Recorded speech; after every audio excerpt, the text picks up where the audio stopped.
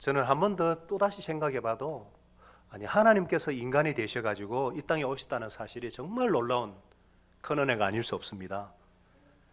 예수 안 믿는 분들은 뭐 예수님이 오시나 안 오시나 뭐 나와 별 상관이 없다고 생각합니다. 그러나 그렇지 않죠.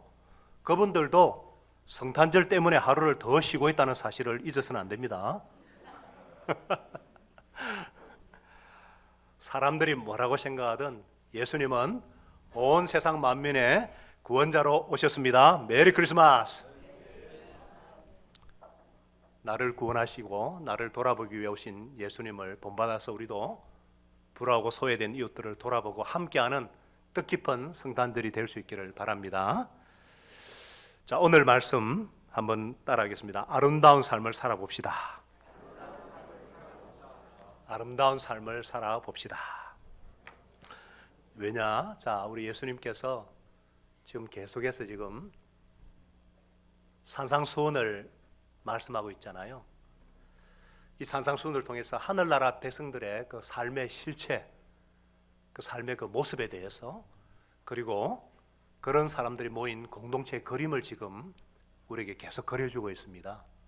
오늘도 그것의 일부분인데요. 우리가 하늘나라 백성의 그 아름다운 삶의 모습, 주님이 원하시는 그런 공동체의 그 아름다운 그림을 잘 그릴 수 있기를 바랍니다. 자, 이를 위해서는 먼저 첫째, 행복한 결혼 생활을 영위하라. 다 같이요. 행복한 결혼 생활을 영위하라. 자, 오늘날 우리 사회 문제 중에 가장 큰 이슈가 이혼 문제입니다. 우리나라의 이혼율이 결혼 대비의 40% 이상, 그러니까 두 쌍 중에 한 쌍꼴로 이혼한다는 거 이미 오래전부터 나온 얘기입니다. 결혼생활 적응이 잘 안 되는 젊은 부부뿐만 아니라 20년, 30년 결혼생활을 한 그런 부부도 이혼을 해요. 소위 황혼 이혼이라고. 이혼이 당연한 것처럼 이렇게 받아들여지는 상황에서 우리 그리스도인들은 이혼을 어떻게 봐야 되는가? 예수님께서 이혼에 대해서 말씀하시는데 31절에 보니까 누구든지 아내를 버리려는 사람은 그에게 이혼증서를 써주라고 하고 말하였다. 이거는 예수님께서 신명기 24장 1절을 인용한 것입니다. 하나님께서 모세를 통해 주신 이 계명을 보면은 남녀가 결혼하고 난 다음에 아내에게서 수치스러운 일을 발견하여 남자가 같이 살 마음이 없을 때는 아내에게 이혼 정서를 써주고 자기 집으로 돌려보낼 수 있다. 여러분, 이 계명을 주신 목적은 여성을 보호하기 위해서입니다. 그 당시 그 유목사회, 농경사회에 이혼당한 여자가 생계 수단이 없어가지고 재혼이나 몸을 파는 것 외에는 할 일이 없어요. 그래서 재혼한 후에 전 남편이 나타나가지고 내 마누라다 이런 소유권을 주장하지 못하도록 또 여성의 입장에서 재혼할 수 있는 길을 쉽게 하도록 하기 위해서 정서를 써주라. 그 말씀이에요. 그런데 율법학자들과 바리새인 사람들은 이 계명을 계율로 만들어 버렸어요. 그래서 이혼 정서만 써주면 이혼할 수 있다고 해석을 했습니다. 그 당시 이 구조를 해석하는데 여러 가지 이견이 있었어요. 도대체 수치스러운 경우가 어떤 경우인가? 그래서 바리새파는 크게 두 파가 있습니다. 샴마이파와 힐렐파라고 있는데, 샴마이파는 음행 하나로 수치스러운 경우를 인정을 했어요. 그런데 힐렐파는요, 넓게 해석을 해가지고 아내가 남편에게 말대꾸해도 이혼 사유가 된다. 남편 앞에서 시댁 부모 흉을 봐도, 톡은 길에서 모르는 남성과 대화를 하거나 음식에 소금을 많이 넣어서 망친 것도 수치스러운 일로 간주해가지고 이혼하게 한 거예요. 그러니까 한마디로 여성의 권리, 여성의 인권이 존중되지를 않았습니다. 그래서 예수님은 아니 계명대로 산다고 하는 그들에게 이것이 하나님의 의도가 아니다. 여성을 보호하기 위해서 준 것이다. 그러시면서 32절에 뭐라고 하셨어요? 나는 너에게 말한다. 구약은 그랬지만 율법을 완성하러 온 나는 너에게 말한다. 엄행한 경우를 제외하고 아내를 버리는 사람은 그 여자를 간음하게 하는 것이고, 또 버림받은 여자와 결혼하는 사람은 누구든지 간음하는 것이다. 자, 이 부분을 이혼에 대해서 좀 상세하게 언급해 놓은 마가복음 10장에 보면은 마태, 마가, 누가복음은 같은 부분이 있어요. 10장 5절에 뭐라 그랬어요? 모세는 너의 완악한 마음 때문에 이 계명을 준 것이다. 그러니까 사람들, 특별히 남성들이 이렇게, 저도 남자지만 남성들이 악하기 때문에 여성을 보호하기 위해 준 것이지 하나님의 의도는 그것이 아니다는 거예요. 그러면서 6절 이하부터, 마가복음 10장 6절 이하부터 쭉 예수님께서 인간을 본래 창조하신 하나님의 창조 목적, 창조 원리로 돌아가십니다. 창세기 1장 26절과 2장 24절을 인용하시면서 뭐라고 하셨어요? 하나님은 창조 때에 남자와 여자로 만들었다. 남자가 그 부모를 떠나서 여자 아내와 연합해서 한 몸을 이룰 줄이다. 그러므로 이제는 둘이 아니고 한 몸이라는 거예요. 그래서 10장 9절에 뭐라 그랬어요? 그러므로 하나님이 짝지어 주신 것을 사람이 나누지 못할지니라. 이것이 우리를 향한 하나님의 계명입니다. 여러분, 우리가 그 촌수 있잖아요. 인체관계 촌수를 따질 때 보통 3촌부터 시작을 하거든요.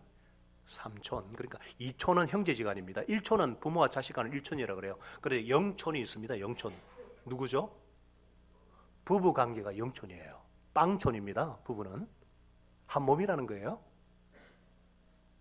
촌수를 모르세요? 장성할 때까지는 부모님의 밑에서 자녀들이 이렇게 보호를 받으면은 결혼한 후에는요, 부모를 떠납니다. 부모를 버리는 게 아니고 부모를 떠나 독립해서 배우자와 더 가까워져야 돼요. 그 사이는 아무것도 개입돼서는 안 됩니다. 자녀도 심지어 어떤 것도. 그래서 영촌 한 몸이라 그래요. 이렇게 하나님께서 한 몸으로 만들어 주셨는데 이것을 사람이 쪼갤 수가 없어요. 한 몸인데 어떻게 쪼갭니까? 그렇기 때문에 우리가 정말 예수님을 주로 영접하여서 하나님의 자녀가 되었고 하나님께 순종하며 살기를 원하고 하나님께 순종하는 것이 복이 있다고 믿으시는 분들은 이혼의 가능성을 아예 의식 가운데서 지워버리시기 바랍니다. 세상 사람들이야 어떻게 하든지 간에 하나님의 백성, 하나님의 뜻대로 살기를 원하고 하나님께 순종하는 것이 복이라고 믿는 우리들은 생각 가운데서 이혼의 단어 가능성 자체를 완전히 제거하시기 바랍니다. 한 번 부부는요, 검은 물이 팥불이 되기까지 100년 해로, 아니 하나님 나라에 들어갈 때까지, 죽음이 갈라놓을 때까지 함께 할 것을 굳게 이미 결혼하신 분들은 결심하시기 바랍니다. 우리 싱글들은 뭐 결혼하는 얘기하니까 나한테 해당되지 않는다, 천만에요. 곧 결혼합니다. 자, 그러면은 하나님의 백성들, 하나님의 자녀는 이혼해서는 안 되는가? 그렇지는 않습니다. 자, 32절에 뭐라 그랬어요? 음행의 경우에는 예수님이 가능하다 그랬어요. 음행한 경우를 제외하고 그랬거든요. 왜 음행에서는 허락을 하는가? 여러분, 하나님은 부부를 한 몸으로 만드셨잖아요. 그러니까 몸이 섞이면 이게 한 몸이 되거든요. 그런데 고린도전서 6장 16절에 뭐라 그랬어요? 창녀와 합하면 한 몸이, 그 창녀와 한 몸이 되는 거 알지 못하나요? 그러니까 세 사람이 한 몸이 될 수는 없죠. 무슨 말 아시겠어요? 회개하고 불륜 관계를 끊든지 부부 관계를 끊든지, 그래서 이혼이 허용되는 것이지 이혼이 요구되는 것은 아닙니다. 그 사람이 음행을 한 후에 진심으로 회개하고 또 배우자가 진심으로 용서를 하면은 아름다운 가정도 꾸며갈 수가 있습니다. 하나님은 이혼을 허락하시지만 부부는 죽을 때까지 한 몸입니다. 하나님께서 얼마나 이혼을 싫어하는가, 이혼에 관한 느낌을 이렇게 말씀하셨어요. 말라기 2장 16절에 보면은 나는 이혼하는 것을 미워한다. I hate divorce 그랬어요.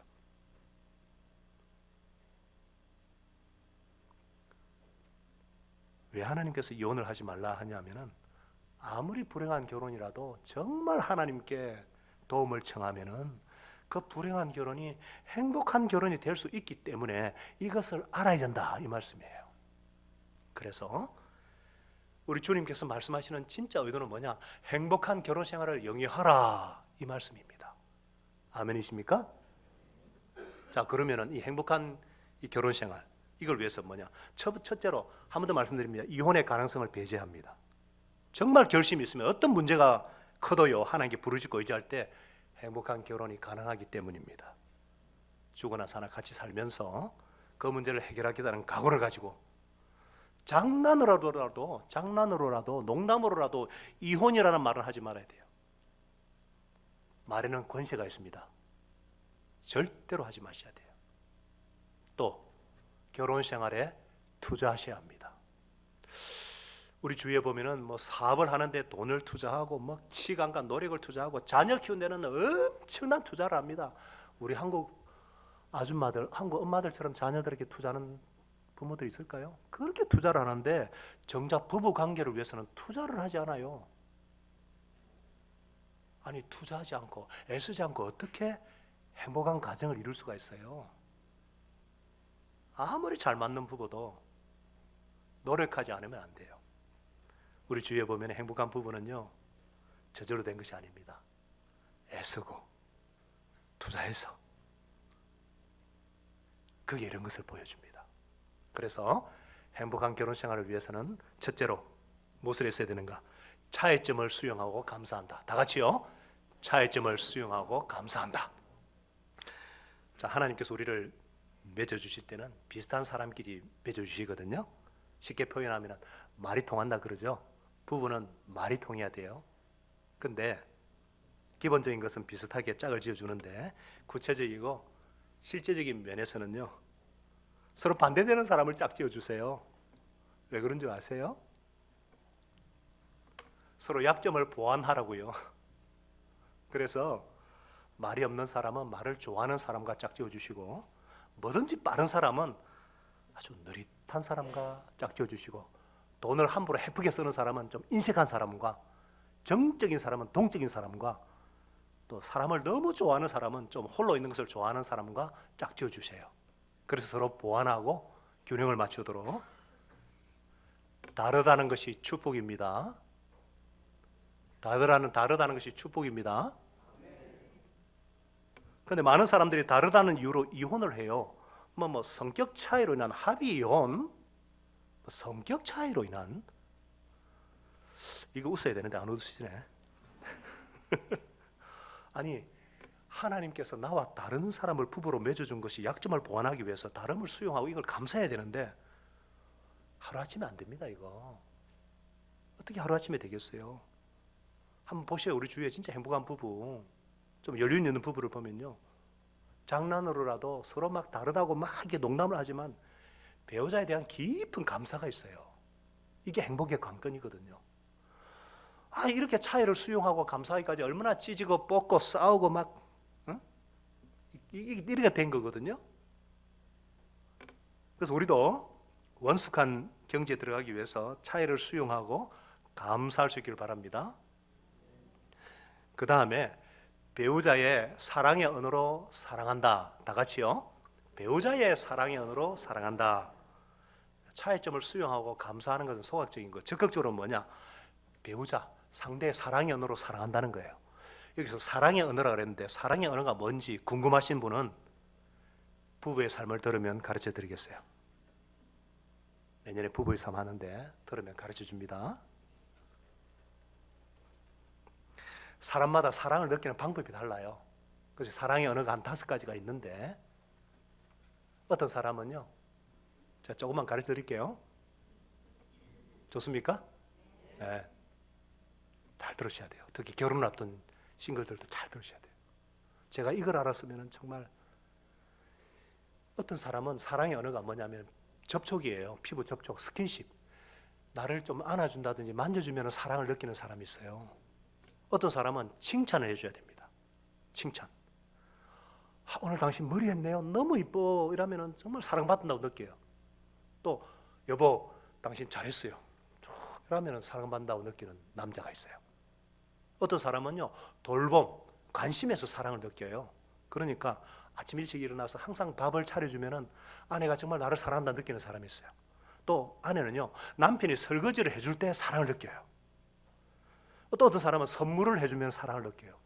막 장미꽃을 생일 때마다 꽃을 다 선물한다든지, 또 꼭 필요한 작은 것을 기억해서 그 계기를 만들어 선물할 때 제가 결혼 기념 10주년 때 이렇게 반지를 선물해 가지고 전혀 점수를 못 받았어요. 우리 아내는 그거 아니거든요. 이렇게 알아야 돼.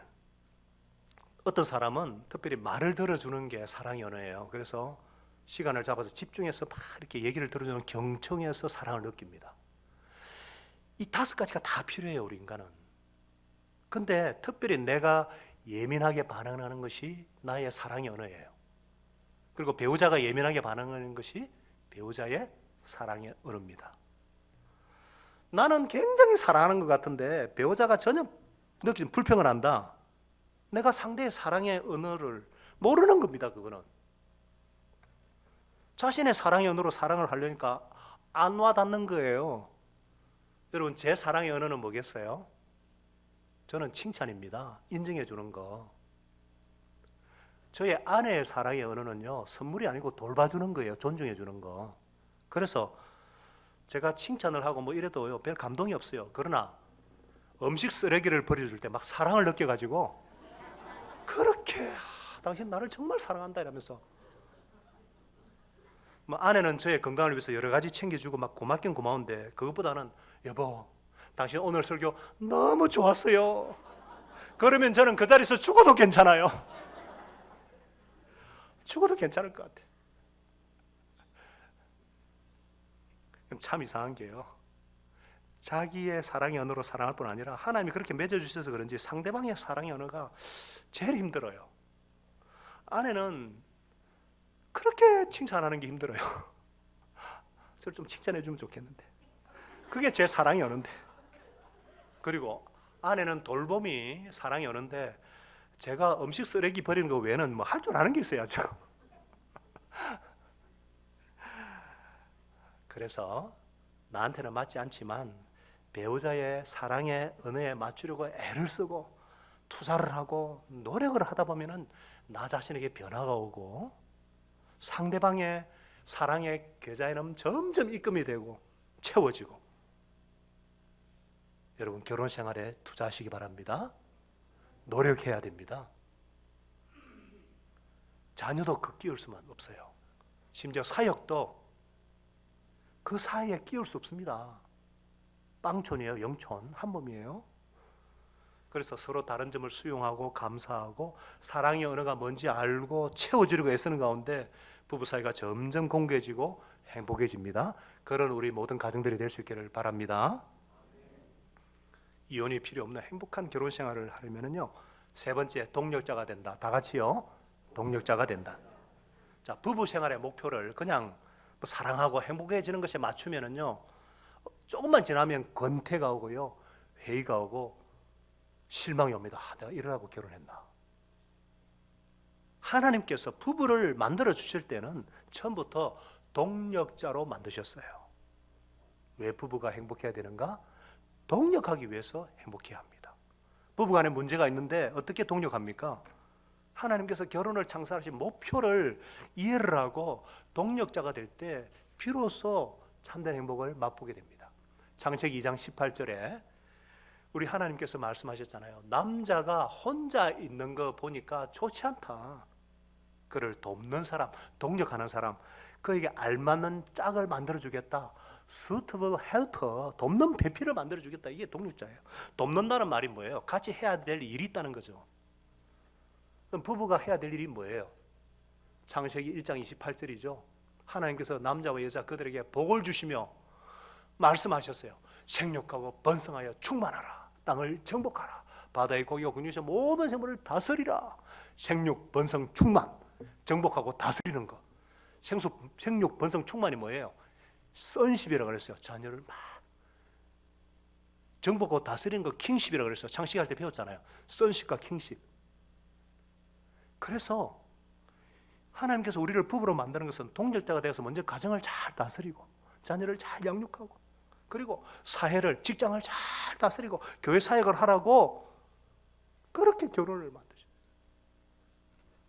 행복한 부부는 동력자가 되어야 합니다. 뭐 멀리 볼 거 있어요. 우리 교회 목자들 보면은요, 목자 가정 보면은 정말 행복한 부부, 정말 행복한 부부예요. 처음에 뭐 다 그런 거 아니거든요.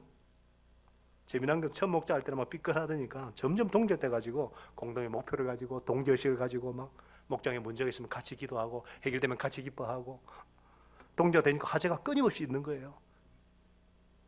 단순히 나의 아내, 나의 남편이 아니라 하나님께서 하나님의 사역자가 되니까 함부로 할 수 없어요. 그 안에는 깊은 존경심이 있어요.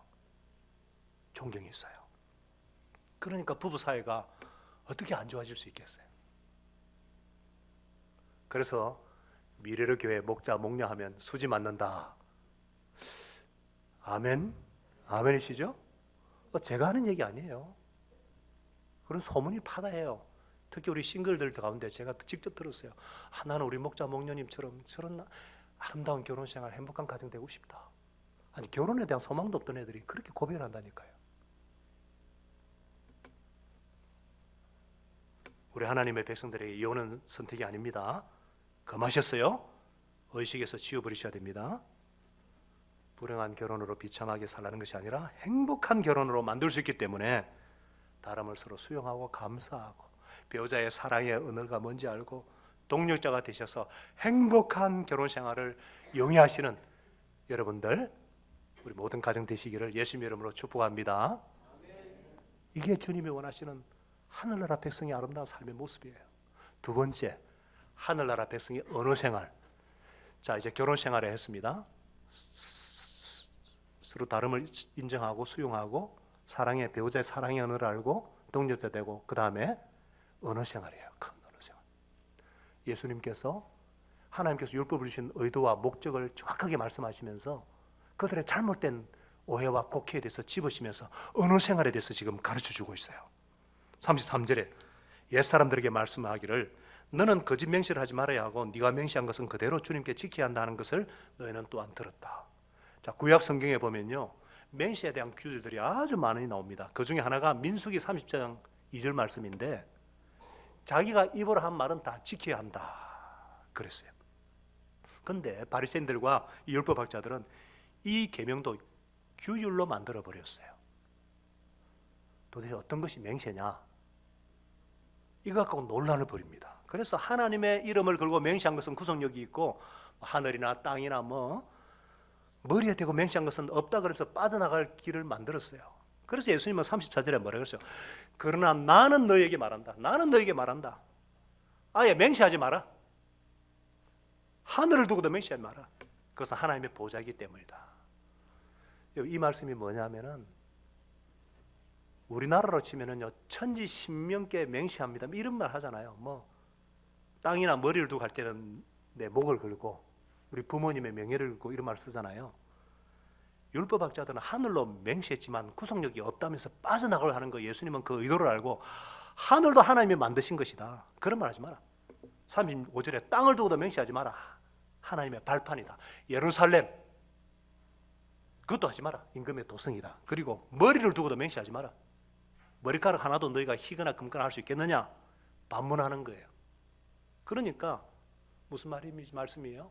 어떤 사람은 내 명예를 걸고 약속을 합니다 하는데 그 사람이 사실은 거짓말도 잘합니다. 그러니까 목숨 걸고 맹세해봤자 그게 뭐 대단한 거냐? 약속을 지키든지 아니면 아예 약속을 하지 말든지 맹세한 것은 지키든지 아니면 아예 맹세하지 말든지 하라는 거예요. 그래서 37절에 주님께서 분명히 말씀하십니다. 다 같이 읽었습니다. 다 같이요. 37절에 시작. 너희는 예 할 때는 예만 하고 아니요 할 때는 아니요라는 말만 하여라. 이보다 지나치는 것은 악에서 나오는 것이다.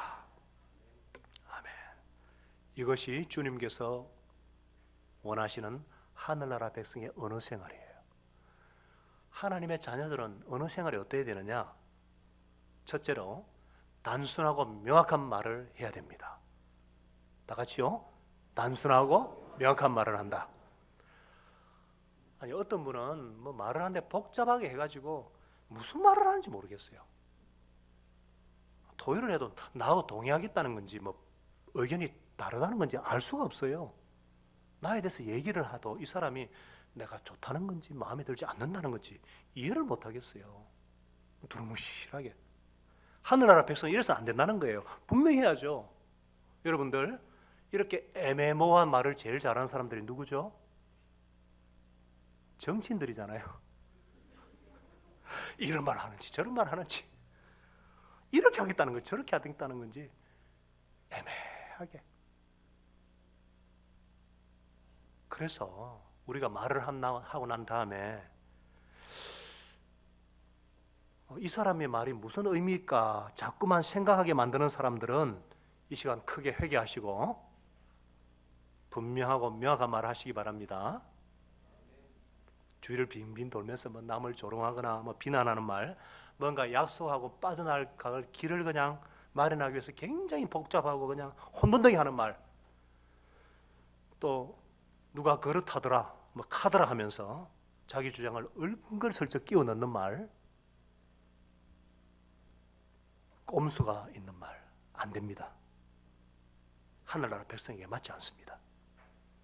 저도 참 말주변이 없는데요, 글을 쓰라면 좀 하겠는데 말주변이 없어요. 그래서 제가 진짜 연습을 많이 하려고 해요. 말을 많이 하지 않으려고. 여러분도 연습을 해서 정말 단순하고 명확한 말, 생각하지 않아도 되는 말, 꼼수 없는 말을 하시기 바랍니다. 그래서 하늘나라 백성들은 예스는 예스, 노는 노 분명하게 하시기 바랍니다.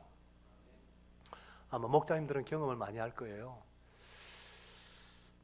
어떤 분을 간신히 좀 목장이나 교회 좀 오라고 이렇게 요청하니까 올 줄 알았거든요. 아무리 기다려도 안 와요. 30분을 기다려도 안 와요. 결국은 안 와요. 가만히 생각해 보니까 교회 좀 나오시오 하니까 그러면 되는데 이게 오겠다는 건지 안 오겠다는 건지 나는 오겠다고 믿고 싶어요. 안 와. 우리 예스, 노 분명히 해야죠. 가면 가겠습니다. 오늘은 못 가겠습니다만은 다음에 가겠습니다. 분명히 하십시다. 그 다음에 하늘나라 백성의 언어 생활은 믿을 만한 말만 한다. 다 같이요. 믿을 만한 말. 예수님이 강조하는 게 이것입니다. 맹시하노니 이렇게 할 필요가 없어요. 맹시하고 다를 바 없는 믿을 만한 말만 하라는 거예요. 솔직히 말하면 지금까지 그러면 솔직하지 않았단 말입니까? 프랭클리 스피킹, 솔직히 말하면 이럴 필요가 없어요. 우리 성도의 말은요, 맹시가 필요 없는 사실에 대한 것이면 진실되게, 약속에 관한 것이면 반드시 지켜지는 것이라야 합니다. 그래서 확인해 보지 않아도 사실인 것을 믿을 수 있고, 약속했으면 조바심을 내지 않아도 이루어질 것이다, 이렇게 믿을 수 있는 말을 해야 합니다. 이것을 뭐라 그러냐면 신실하다 그럽니다. faithfulness, 신실하다. 우리 하나님은 신실하신 분이십니다. 하나님은 한번 약속하신 건 반드시 지키는 분이세요. 하나님께서 반드시 약속을 지키시는 신실하신 분이시기 때문에 우리의 구원도 확신할 수 있는 거예요. 예를 들어서 요한복음 1장 12절에 뭐라 그랬어요? 그를 맞아들이는 사람들, 꼭 그 이름을 믿는 사람들에게 하나님의 자녀가 되는 특권을 주셨다 그랬기 때문에, 이렇게 이 약속을 지킨다는 확신이 있기 때문에 우리가 구원을 확신할 수 있는 거예요. 우리가 하나님의 자녀라면 우리도 신실해야죠. 우리 말도 믿을 수 있어야죠. 약속을 하면 반드시 꼭 지키시기 바랍니다. 그래서 우리가 약속을 잘 지키려면은 지나친 약속하지 말아야 돼요. 그냥 막 정에 매달려 가지고 당장 그 사람 마음 상하지 않게 하려고 뭐 이렇게 하다 보면 결과적으로 지키지 않게 됩니다. 신실성이 중요해요. 여러분, 시간은 약속입니다. 제 시간에 나타나는 거 지키는 거 굉장히 중요합니다.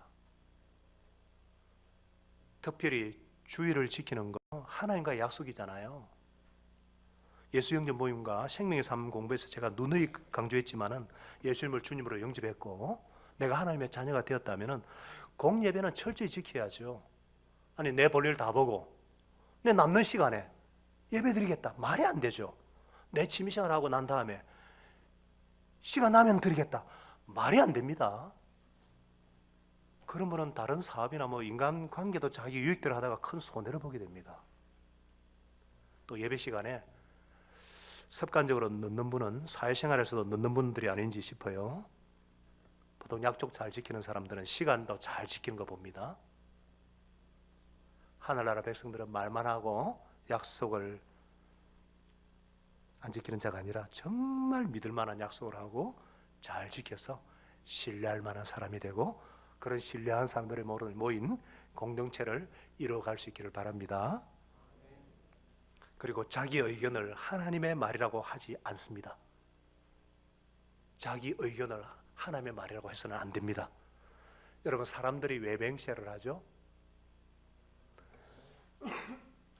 제가 지금 비염에다 감기다가 말을 하기가 너무 힘든데 그래도 너무 중요하니까 오늘 재직기도가 연기됐기 때문에 조금 밥을 좀 늦게 먹어도 되겠죠? 약속했습니다. 자, 마음 편히 놓으시고. 자, 사람들이 왜 맹세를 합니까? 내 말의 신뢰도가 떨어지니까. 하나님을 빌어서 맹세를 하면 내 말의 신뢰도가 높아지니까. 이거는 그 당시 사람들뿐 아니라 지금 우리도 그래요. 제가 목회자인데요. 목회자가 어떤 의견이 있을 때 이거 내가 기도하고 하나님이 하라고 했다며 밀고 나가는 거 안 됩니다. 성경 공부 많이 한 평신도가 자기 의견을 성경을 가지고 왜곡해가지고 자기 의견하고 안 맞는 건 무시하고 맞는 것만 인용한다든지 예언의 은사를 받았다 그래가지고 하나님이 이러셨다 저랬다 하면서 헌금을 유도한다든지 자기 말을 빌어서 하나님을 이용해서 신뢰도를 높이려는 이런 모든 행동들은 안 됩니다.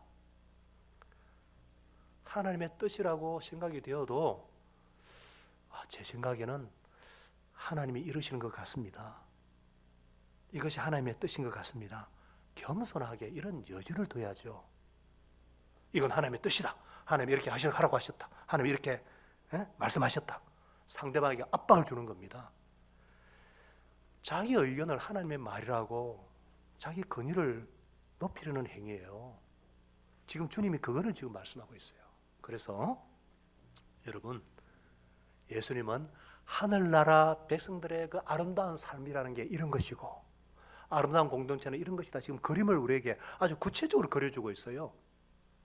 말은 인격인데 말은 그 사람의 됨됨인데 정말 우리가 명확하고 아주 정확한 말, 믿음직하고 신뢰할 만한 말, 과장되지 않은 아주 정직한 말을 하는 아름다운 사람, 신뢰할 수 있는 그런 공동체를 그려가는 저와 여러분 될 수 있기를 소망합니다.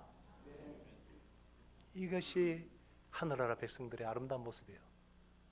자, 그래서 아까 약속했으니까 하나만 더 하겠습니다. 선으로 악을 이기라. 따라하겠습니다. 선으로 악을 이기라. 하늘나라 백성의 아름다운 모습은요, 선으로 악을 이기는 거예요. 자, 이제 예수님은 보복에 대해 말씀하시는데 38절에 보니까 눈은 눈으로, eye for eye, 이는 이로, tooth for tooth 이렇게 하라는 것을 너희는 들었다. 이게 출애굽기 21장 24절 이후에 나오는 거예요. 십계명을 주고 난 뒤에. 눈은 눈으로, 이는 이로, 손은 손으로, 발은 발로. 이것도 복수하라는 말씀이 아니에요. 약자를 보호하기 위해서 주신 거예요. 하나님의 계명은요, 항상 자비와 공의의 표현입니다. 그런데 율법학자들은 이것을 또 반드시 보복하라는 것으로 해석을 하고 지금도 복수하려는 사람은 이 구절을 인용을 합니다. 그러나 예수님께서 하늘나라 백성은 이렇게 살아야 한다 하면서 아름다운 그림을 그려주고 있어요. 보복하고 싶은 충동이 일어나는 구체적인 상황 속에서 말씀하시는데 39절에 뭐라 그랬어요? 그러나 나는 너에게 말한다. 따라하겠습니다. 그러나 나는 너에게 말한다. 악한 사람에게 맞서지 말라는 거예요. 오른뺨을 누가 때리거든 왼쪽 뺨마저 돌려대라. 자, 여러분 잘 보세요. 우리는 대부분 오른손잡이입니다. 오른손을 딱 때리면 어느 쪽이 맞아요? 왼쪽이잖아요. 근데 왜 이게 오른뺨이라 그랬어요? 유대인들은 이렇게 때리거든요. 쫙! 이거는 이게보다 더 모욕적인 행동입니다. 이거는 원수가 하는 거예요. 그런데도 다시 돌려내라는 거예요. 예수님이 이렇게 하셨거든요. 예수님이 십자가에 지러 가실 때 군병들과 로마인들이 침뱉고 모욕하고 예래도 예수님은 잠잠하셨어요. 선으로 악을 이기셨어요. 그러니까 예수님께서 오른밤을 치고도 왼쪽 밤을 돌려대라는 게 무조건 쭉 터지는 삶을 살아라 이 말씀이 아니에요. 보복하려는 마음을 그런 마음으로 하지 말라는 거예요. 물론 우리 그리스도인들도 자기 방어를 하고요, 방어운전도 하고 필요할 때는 전쟁도 하잖아요. 그러나 보복하는 자세를 하지 말라는 거예요. 제가 시간이 없어서 말씀 다 못 드리지만은 정말 어떤 관계 속에서 뭐 배신을 당하고 막 마음에 깊은 상처를 받고 마문을 닫고 막 외로운 분들 있지 않습니까? 직장이나 어떤 사역을 하다가 자존심과 상처를 입더라도 선으로 악을 이겨라는 겁니다. 이 적극적인 주문이에요. 이거 우리 본성으로 안 됩니다. 우리 육신에 속한 본성으로는 불가능해요. 그러나 하나님의 자녀니까 하나님의 성품, 위로부터 내려오는 하나님의 성품으로는 가능하다는 거예요. 예수 제자는 하늘에 속한 자고 하나님 나라의 소유자이기 때문에 보복하지 않냐고 선으로 악을 이기는 그런 아름다운 삶을 살 수 있다. 그렇게 살아야 된다 말씀하고 있습니다. 또 40절에 너를 고소해서 네 속옷을 가리려는 사람에게 겉옷까지도 내주라. 사실 현실적으로 아니 속옷 가지고 누가 고소를 하겠어요? 그잖아요. 예수님의 충격화법이거든요. 소송에 관한 얘기인데 재판 과정에서 얼마간 보상하라 판결이 나오면요 사정이 딱하면 더 얹어주라는 거예요. 그러니까 다른 사람의 일을 자기의 일로 생각해서 의무 이상으로 상대방의 필요를 채워주라는 겁니다. 그리고 41절은 무슨 말씀이에요? 누가 너들을 억지로 오리를 가고자 하거든 심리까지 같이 가주라는 말이에요. 이게 무슨 말이냐? 그 당시 로마 압제하에 있었기 때문에 로마 군인들은 함부로 시민 백성들에 야, 이 진 좀 갖고 가자 할 수 있거든요. 그때 속으로 막 밉고 그냥 막 기회가 있으면 도망가려는 마음이 생기잖아요. 근데 남의 일을 자기 일처럼 생각해가지고 더 가라는 거예요. 여러분 심리라는 것은 4km입니다. 엄청난 거리예요. 이걸 우리에게 적용한다는 뭐예요? 제가 잘 가는 자동차 수리점이 있거든요. 그분은 정말 이런 분이에요. 그러니까 자동차 수리하러 가면요, 그 부분뿐만 아니라 다른 까지 봅니다. 그래서 이것만 고치면은 더 잘 갈 수 있는데 이거 안 고치면 큰 문제가 생길 수 있는데 그것까지도 다 고장 전에 섬세히 고쳐주라는 거예요. 우리 의사 선생님들을 예를 들면 요즘 잘 나가는 의사 만나기 너무 힘들잖아요. 오래 기다리다가 1분도 대화 안 해줍니다. 그러나 그리스도인 의사들은 뭐냐? 치료하다가 다른 것도 좀 물어주고 더 관심을 가져라는 거예요. 그러니까 하늘나라 백성은 남의 일을 내 일처럼 여기는 정말 그런 아름다운 삶을 살 수 있다 이 말씀입니다. 마지막으로 42절에 너에게 달라는 사람에게 주고 너에게 꿀려고 하는 사람에게 물리치지 말라는 거예요. 자, 이거 문자 그대로 하면 크리스찬은 다 거지가 되라는 거 아닙니다. 그런 의미가 아니고 누가 우리에게 돈을 좀 꿔달라고 하면요, 우리는 친구나 뭐 가족이나 혹은 내가 신세지된 사람한테는 그냥 꾸주잖아요. 잘 꾸줍니다. 그런데 예수님은 뭐예요? 가까운 사람, 신세진 사람이 아니라 할지라도 심지어 상처 준 사람이라 할지라도 꿔주라는 거예요. 달라는 사람 입장에 서가지고 관계보다 그 사람의 필요에 반응하고 상처 준 어떤 경쟁 상대라 할지라도 축하해주고 상관없는 그런 사람의 필요도 채우라. 이런 것이 바로 주님께서 머리에 그리시는 하늘나라 백성의 아름다운 삶의 모습, 공동체의 모습이라는 겁니다. 할렐루야. 사랑하는 여러분, 이것을 계명으로 생각하면 실패합니다. 규율로 주는 것도 아닙니다. 그림을 그려주고 있어요. 우리가 정말 예수 이름 건시 하나를 믿는 믿음으로 재용서를 받았고 예수 이름을 믿는 믿음 하나만으로 하나님의 자녀가 되었다고 하늘나라 백성, 의로운 하늘나라 백성이 되었다면 우리가 어떤 삶을 살아야 하고 어떤 아름다운 공동체를 꿈꿀 수 있어야 하는가, 바로 그 말씀이에요. 제가 일주일 내내 이 말씀을 묵상하면서 두 가지 그림이 그려지는 거예요. 두 가지를 느끼는 거예요. 특권과 책임입니다.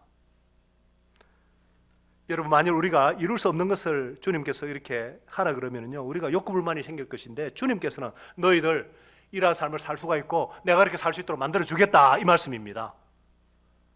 아멘이십니까? 이게 어떻게 가능해요? 하나님의 나라, 하나님의 통치권이 가까이 있기 때문에 내가 정말 예수님 바라보고 하나님의 통치를 받으면 내 힘과 능력 의지하지 않고 정말 손만 뻗치면 주님께 구하면 주님께서 이런 아름다운 삶, 이런 아름다운 공동체를 이루어 주겠다는 특권인 줄 믿으시기 바랍니다. 우리는 그렇게 살 수가 있습니다. 주님 때문에. 또 하나, 저는 그래서 이것을 보니까 우리 가정이 지금, 우리 교회 목장이 지금 점점 이렇게 되고 있어요. 정말 세상에 없는 일들이 일어나는 거예요. 막 할렐루야. 그 다음 느끼는 게 우리의 책임입니다. 우리는 누구나 아름다운 가정, 아름다운 공동체를 꿈꾸고 이상적인 사회를 꿈꿉니다. 그런 공동체를 이루고자 하는 바람이 있어요. 그러나 보지 않고는 우리가 이룰 수가 없습니다. 아무리 공정한 사회, 정직한 사회를 소망해도 보지 못하면 이룰 수가 없어요. 뭐 그것만으로 안 됩니다. 뭐 살기 좋은 나라 만들기, 뭐 사람이 먼저다. 그거가 아니에요.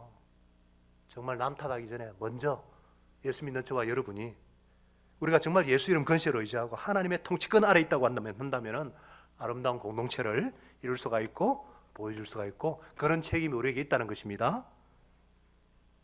아멘이십니까? 정말 우리가 예수 그리스도의 상한 심령을 가지고